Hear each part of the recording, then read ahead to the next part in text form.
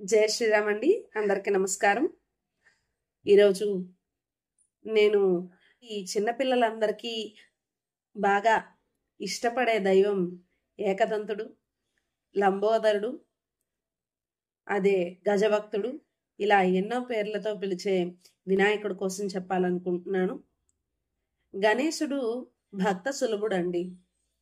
ఆయన్ను కొలిచేవారికి ఎవరికి కూడా ఎటువంటి ఆపదలు రావు. ఆయన ఎక్కువగా ప్రీతి చెందేది దేనితో అంటే, చాలా మనకి వీధుల్లో అంటే కూడా మనం నడిచే ప్రదేశాల్లో దొరికే గరిక వేస్తే ఆయన ప్రీతి చెందుతాడు. ఆయన గరిక వేస్తే ఇష్టపడతాడు. అంటే అంత సులభంగా దొరికే వ్యక్తి, అంత సులభంగా భక్త ప్రసన్నుడు అని చెప్పడం అందులో ఉన్న అర్థం.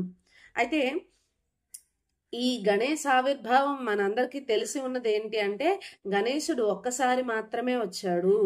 ఏంటి మనకు అందరికీ తెలుసున్న కదా, పార్వతీదేవి తన ఏకాంత సమయంలో నలుగు నలుచుకున్నప్పుడు తన దేహం నుంచి రాలిన మట్టి ద్వారా ఒక బొమ్మను తయారు చేసింది. ఆ విగ్రహానికి ప్రాణం పోసింది. బ్రహ్మ దగ్గర తీసుకెళ్తే ఆ విగ్రహమే వినాయకుడు రూపము అని చెప్పి మనందరికీ తెలిసిన కథ.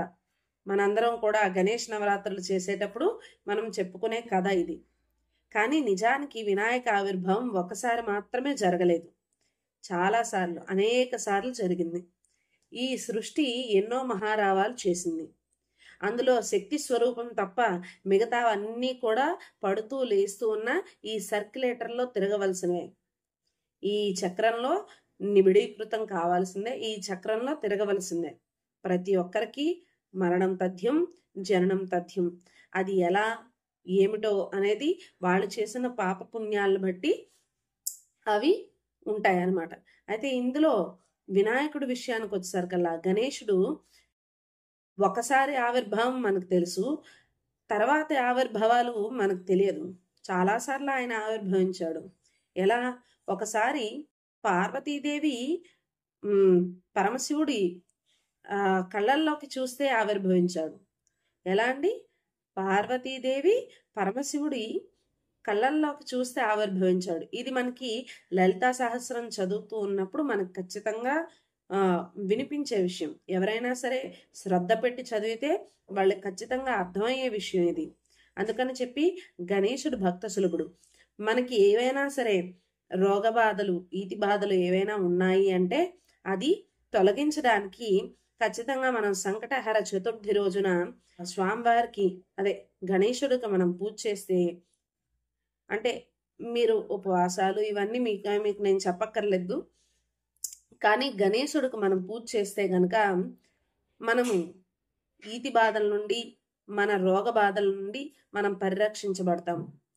అందరికన్నా వినాయకుడికే పెద్దపీట. ఎందుకు అంటే మనం ఏ పూజ చేసినా సరే మొట్టమొదట మనం తలుచుకునేది వినాయకుడిని. ఎందుకు? సాక్షాత్తు పరమశివుడు తనకి వరాన్ని ఇచ్చాడు. ఏంటి? ఎవరు ఏ పూజ చేసినా సరే, నా కోసం తలుచుకున్నా సరే మొదట నిన్ను తలుస్తారు నాన్న, మొదట నిన్నే పూజ చేస్తారు, ఆ తర్వాత నా వరకు వస్తారు అని చెప్పి. అందుకని చెప్పి వినాయకుడు ఏం అహంకరించకుండా తను ఎంత భక్త సులభుడో చెప్పడానికి గరికను పూజ చేస్తాడు. ఈ విషయాలన్నీ మీకు తెలియజేశానని అనుకుంటున్నాను. ఇంతవరకు చూసారంటే ఈ వీడియో మీకు నచ్చిందని అనుకుంటున్నాను. మరో కొత్త విషయాలతో మీ ముందుకు వస్తాను. ఈ వీడియో కనుక మీకు నచ్చినట్లయితే లైక్ చేసి, షేర్ చేసి, సబ్స్క్రైబ్ చేయండి. జై శ్రీరామ్, జై హింద్.